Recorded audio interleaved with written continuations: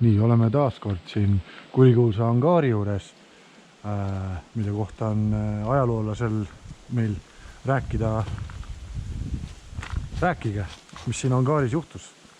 Kõigepealt tuleb rääkida sellest, et meie alaga täna külgneb siis nii-öelda jahimeeste kütiliin.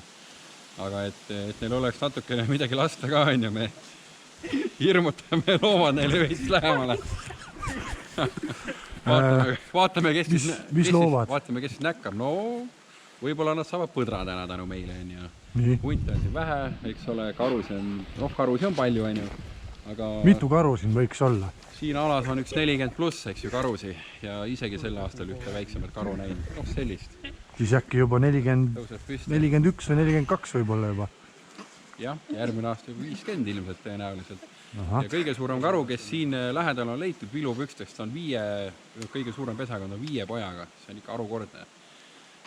Siis ikka aastast tuleb juurde süke pluss 10 karu? No 1-2, aga tavaliselt ühe karu kohta, kui tuleb mõnele 5 on, siis tuleb rohkem kui pluss 10.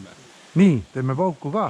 Ja ajaloost võib nii palju rääkida. Siin on kasutatud siis Eesti silikaaditellist. Maju enam liiga palju ei ole, on ju.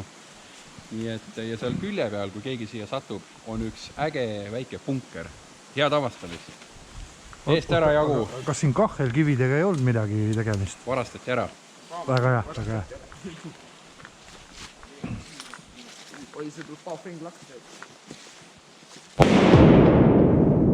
Opa!